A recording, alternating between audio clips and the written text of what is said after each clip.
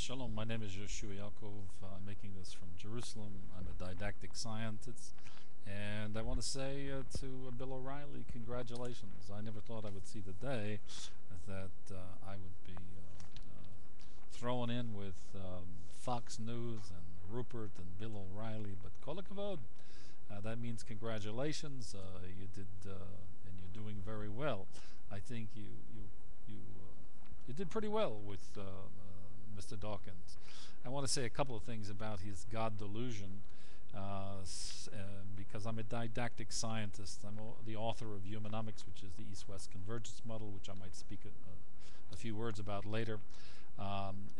One of the things that Dawkins said, Dawkins, was that we have a very full understanding of why the sun rises and sets in the oceans and the plate tectonics, and that's a bit arrogant. We don't have such a full understanding. Not only there are many things, even the phenomenology in the biosphere, which still are escaping us. But okay, there's been a great ascent. One of the things that Dawkins is very proud to say is that there is the onus is upon you, Bill, and us and everybody to prove God's existence. Actually, when the world believes in God and Dawkins comes along and says it's delusion, the onus is on him to disprove God's existence. But we'll get to that too in a minute.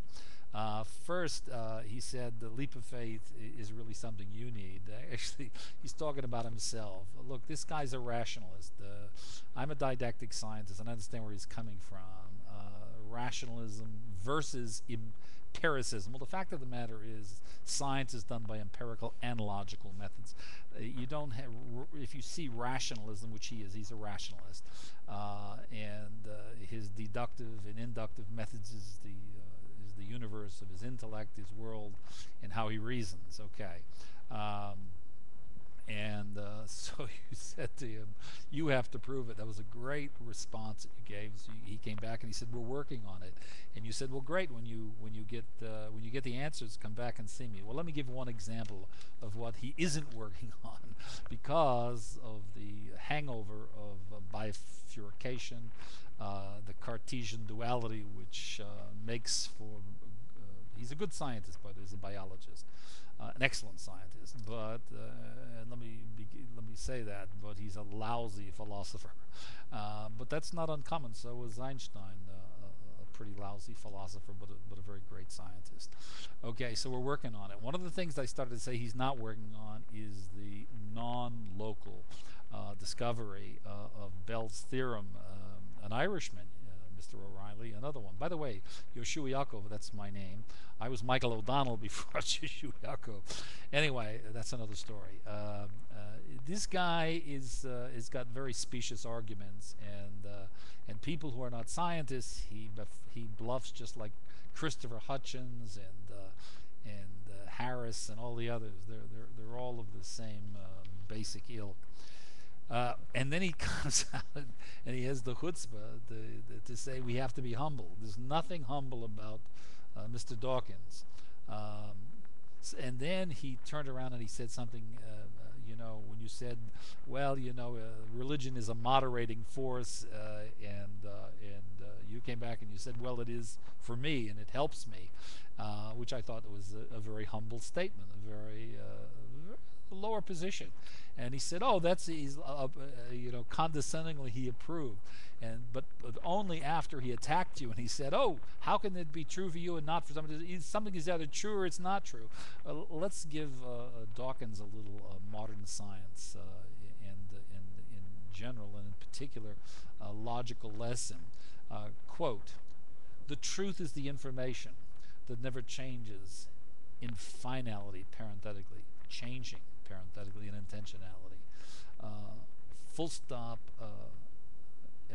in quote, full stop. I'll say it again. The truth is the information that never changes, parenthetically, in finality, changing, parenthetically, in intentionality, period, end quote. Okay, what does that mean? That means what he said is wrong. And he's wrong because he's a rationalist, not balanced by empiricism. He sees them in as competing. But the fact of the matter is, in modern science, where we take and we incorporate the Bell theorem, where we see, particularly I'm using now physics as a model, and we see the phenomenon and the quantum mechanical model at the local reality level, and then we see contradictory evidence empirically that confirm the inequality in the Bell theorem, and all of a sudden there is the non-local reality. Well, now I'm going to give you some very good news, Bill O'Reilly. The God of the cosmos is a big God, and you just keep believing in him, and don't lose your faith, and there's going to be some big surprises coming to all of the scientists of the world. I'm talking about something very basic. As a didactic scientist, I observed something 18 years ago, and I decided I'd keep my mouth shut and not. The saying goes, it's one thing to be silent and keep your mouth shut and be thought a fool, another to open your mouth and remove all doubt, as Dawkins is doing daily, as is Hitchens, who's got a hitch in his get along. Okay, here's the phenomenon. I observed 18 years ago the collapse of the local reality. This confirms most significantly the spiritual realm. In the modern era, not only does God exist, there is profound and overwhelming evidence which Dawkins is not connected to. And this is his bifurcated science, his Cartesian hangover, the Cartesian duality. It's exclusionary. There's only local reality, local phenomenon.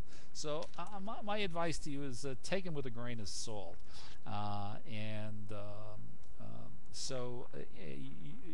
His statement to you that something is either true or not true is not right.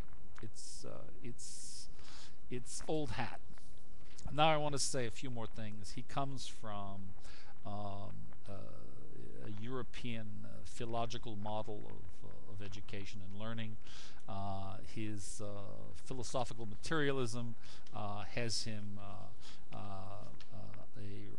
as a scientist, a rationalist, and most often and more commonly excluding empiricism. Well, I repeat, science is done by two methods, empirical and logical methods. And the modern era, the really great minds of science, in fact the greatest minds of science, such as John Stuart Bell, who died in 1990, 1991, somewhere around there, a great physicist who came up with the Bell theorem. The non-local reality is confirmed, and weird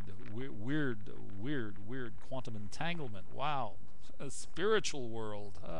We can't have that. That doesn't fit our model of quantum mechanics that had exclusively only a local reality. Oh, get out of here, So this guy is specious, and his arguments are specious. But I want to be very, very clear. As a biologist, he's world class. Even there again, I have some hesitation. He challenged Lorenz, and he said Lorenz was wrong and he's right. Well, the fact of the matter is, Lorenz was not wrong, is not wrong. He was right. He is right, and so is Dawkins right, and they're both going to get a surprise because there's two more levels, in the order of genetic selection, versus group and the selfish gene, and I won't go into all of the esoterics. Okay, I've said a lot. Now let me summarize. The collapse of the local reality globally has been operating for 18 years. It is replaced by Humanomics, the new East-West convergence model. I'm its author. Its central organizing principle is receiving to give. My name is Yehoshua Yaakov. I'm a didactic scientist in Jerusalem, and I congratulate you. You did a very credible job with this guy, and you were right more times than was he. And I thank you, and I congratulate you. Thank you for listening. I'm Yehoshua Yaakov from Jerusalem.